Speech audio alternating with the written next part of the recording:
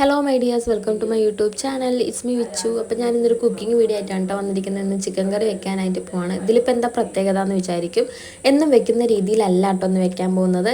എന്നും തക്കാളി ഉള്ളിയൊക്കെ വഴറ്റി ഇഞ്ചി പച്ചമുളകും അതേപോലെ തന്നെ വെളുത്തുള്ളിയൊക്കെ ചതച്ചിടാറാണ് പതിവ്. അപ്പോൾ ഇതൊന്ന് പേസ്റ്റാക്കി എടുത്ത് വെക്കാമെന്ന് വിചാരിച്ചു. അപ്പോൾ തക്കാളിയും പച്ചമുളകും ഇഞ്ചിയും വെളുത്തുള്ളിയും പേസ്റ്റാക്കി എടുക്കുന്നുണ്ട് കേട്ടോ.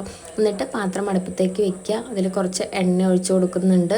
ആ എണ്ണ ചൂടായിട്ട് വരുന്ന സമയത്ത് പട്ട, ഗ്രാമ്പു, ഏലക്ക, പെരിഞ്ജീരകം ഇതെല്ലാം കുറച്ച് കുറച്ച് ഇടുന്നുണ്ട് കേട്ടോ. പിന്നെ മുറിച്ച് വെച്ചിട്ടുള്ള ഉള്ളി എടുത്തിട്ട് നന്നായിട്ട് എണ്ണയിൽ വഴറ്റി കൊടുക്കുന്നുണ്ട്. അതിന് ശേഷം കുറച്ച് ഉപ്പിട്ട് കൊടുക്കുന്നുണ്ട്.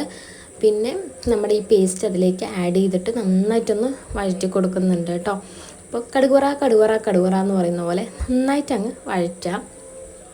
എന്നിട്ട് അതിനകത്തേക്ക് മുളക് പൊടിയും കുറച്ച് മഞ്ഞൾപ്പൊടിയും പിന്നെ ഒരു 2 ടീസ്പൂൺ മല്ലിപ്പൊടിയും അതേപോലെ തന്നെ കുറച്ച് ഗരം മസാല, പിന്നെ ചിക്കൻ മസാല, എല്ലാ മസാലകളും വാരിയിടുന്നുണ്ട് കേട്ടോ. വാരിയിട്ടല്ല, അളവിന് തന്നെയാണ്.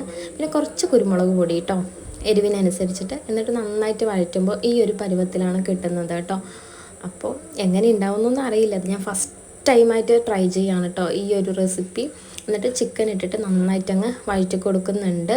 എന്നിട്ട് പാകത്തിന് വെള്ളം ഒഴിച്ച് കൊടുക്കുക കേട്ടോ. അപ്പോൾ മസാലയൊക്കെ ചിക്കനിൽ പിടിക്കാൻ വേണ്ടിയിട്ടാണൊന്ന് വഴറ്റി കൊടുക്കുന്നത്. എന്നിട്ട് ഉപ്പ് പാകത്തിന് ഇട്ടിട്ട് വെള്ളം ഒഴിച്ച് കൊടുക്കുന്നുണ്ട്.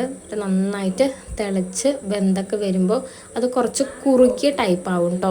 അപ്പോൾ ഞാൻ കഴിക്കാൻ പോവുകയാണെങ്കിൽ ചിക്കൻ കറിയും ചോറും പപ്പടമായിരുന്നു കേട്ടോ. അപ്പോൾ ഇന്നത്തെ വീഡിയോ ഇത്രയേ ഉള്ളൂ. ബൈ.